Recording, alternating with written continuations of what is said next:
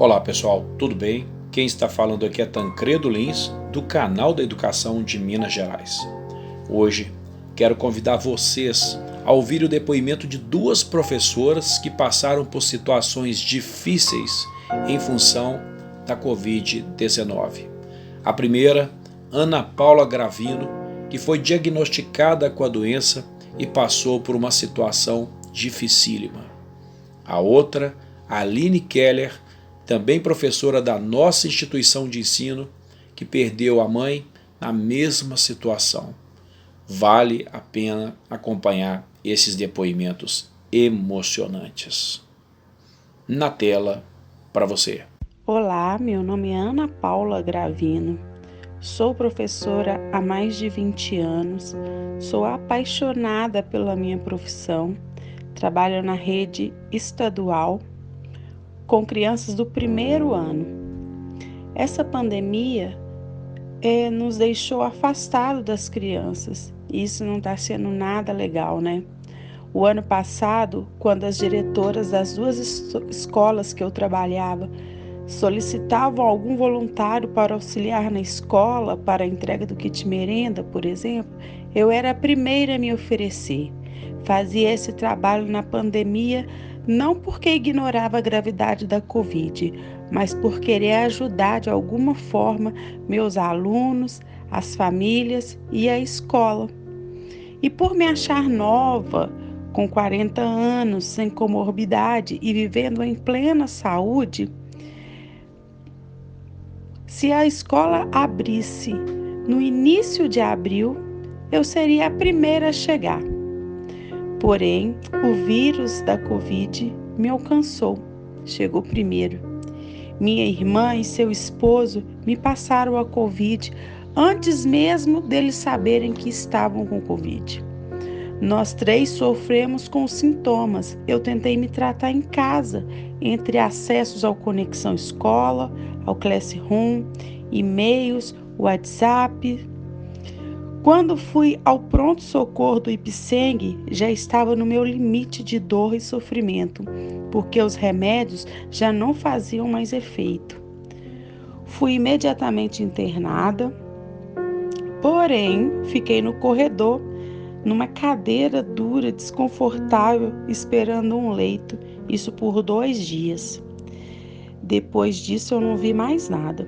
Eu fui entubada, lá mesmo no Ipseng, depois fui transferida para o CTI do Hospital Evangélico. Eu acordei 7 dias depois, no outro hospital. Já havia passado meu aniversário, nem recebi as felicitações por ele, mas eu recebi muitas orações, porque eu fiquei por um fio de perder a minha vida. A situação era grave, as notícias que os meus familiares recebiam eram só ruins. Eu não estava sabendo de nada, porque eu estava em coma induzido. Hoje eu tenho marcas de furos, cortes no pulso, no pescoço, na perna, na barriga. O meu cabelo está caindo. Tenho limitações nas articulações, que de alguma forma foi prejudicado pela Covid. O raciocínio está meio lento. A visão foi prejudicada porque no período em coma, pelo que o oftalmologista disse, o olho não fica totalmente fechado, e nas viradas também, para ficar de prona, pode ter arranhado. O que ele verificou é que tinha muitos machucadinhos dentro do olho. Mas agradeço por ter sobrevivido e não ter transmitido esse vírus para o meu marido e nem para os meus pais, que já são idosos. Amo minha profissão. Quero voltar logo para a sala de aula para ver meus alunos desenvolvendo na leitura, na escrita, nas continhas matemáticas.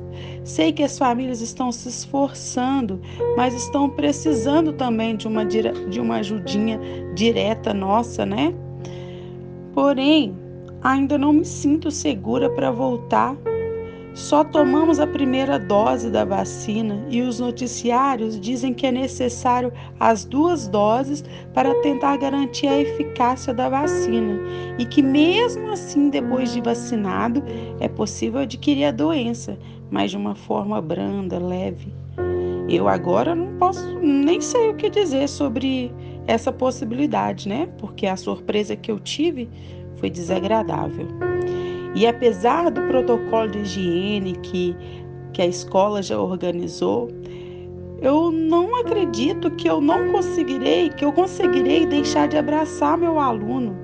Eu não sei se eu consigo ficar longe vendo o sofrimento, a angústia, o medo e a ansiedade por estar indo na escola pela primeira vez, os meus aluninhos do primeiro ano, depois de tanto tempo em casa, depois de ter ouvido, depois de ter visto membros da família indo embora por causa da Covid. Eu tenho alunos que perdeu pai, que perdeu avós, mães. Então, não vai ser fácil receber essas crianças. Nós vamos precisar de dar muito carinho para elas, atenção. Como vamos fazer isso? De longe, em bolhas? Sou professora que gosta de abraçar, de tratar com carinho meus alunos, de demonstrar afeto, principalmente nesse momento que eles estão precisando tanto. Sem segurança, sem alegria para eles não vão ter aprendizado. E nós, professoras também, precisamos estar 100% imunizados para também nos sentirmos seguros para auxiliar nossos alunos, sem comprometer a saúde dele, a nossa e a dos nossos entes queridos que estão nos esperando em casa, né? Eu venho através dessa mensagem desabafar, colocar para fora o que eu estou sentindo nesse momento onde a sociedade nos pressiona a voltar à escola. Espero que Deus abençoe, né? Se não tiver outra forma de esperar mais um pouco para a escola reabrir, até que nós estejamos imunizadas totalmente. Se tivermos que voltar, nós voltaremos sim. Agora vamos ouvir a fala da professora Aline Keller, que conta seus dias dramáticos envolvendo sua mãe. Segue o vídeo.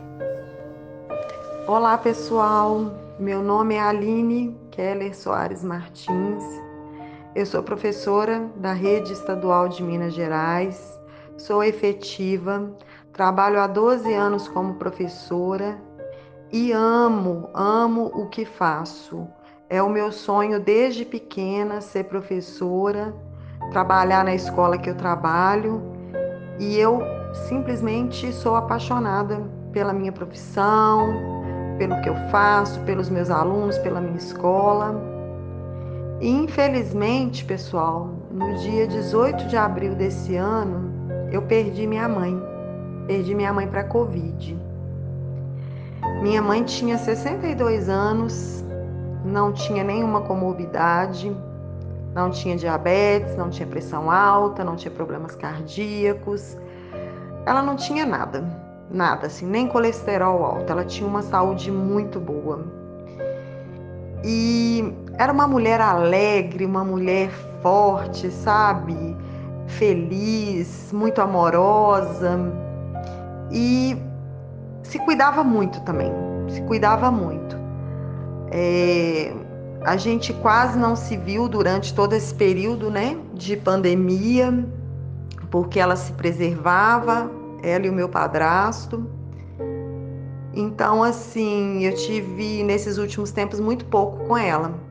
Mas no dia 4 de abril, no domingo de Páscoa, o meu padrasto começou com sintomas leves, tosse, febre.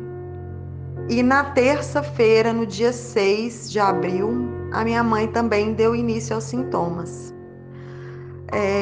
A princípio eles começaram com sintomas leves, todos dois. Ele foi melhorando, né, com o passar dos dias, e a minha mãe não tinha melhora, assim. os sintomas não passavam. E ela achava que ela estava bem, porque ela não sentia falta de ar, né? Ela só tossia. E até então ela não queria procurar ajuda por esse motivo, ela estava se sentindo bem. Mas porém, no 10º dia da doença, que foi numa quinta-feira, ela teve uma piora boa, assim. E no 11º dia ela piorou muito. Quando os meus irmãos levaram ela para o hospital, levaram ela na UPA, né, do Ressaca, ela já estava quase sem sentidos e ela já estava com 35% de saturação de oxigênio e mais de 75% do pulmão tomado. Essa doença é muito traiçoeira. Ela acreditava que estava bem. E imediatamente eles entubaram. Ela ficou entubada de sexta para sábado. E de sábado para domingo ela veio a falecer. Foi um dos momentos mais tristes da minha vida. Acho que foi o momento mais triste da minha vida, sim. Quando eu tive que ir naquele hospital que pediram para levar os documentos dela, eu já sabia. E foi uma perda, assim, irreparável. Fora todo o processo, porque a gente não pôde ver ela a hora nenhuma. Ela foi levada para um caminhão frigorífico.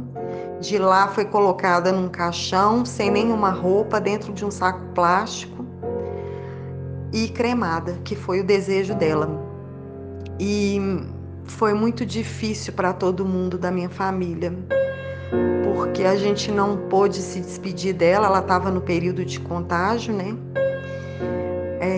Então foi muito doloroso todo esse processo, muito. Então cada um se despediu na sua casa, né? Fez uma oração. E o reconhecimento do corpo dela, gente, foi feito por foto. Então, quando eu escuto falar de retorno presencial das aulas, eu me sinto muito insegura. Eu tenho muito medo, porque eu tive o privilégio de ter mãe até os 41 anos, mas eu tenho uma filha de 14 anos e um filho de 15. E eu não quero que eles passem pela dor que eu estou passando, eu e a minha família.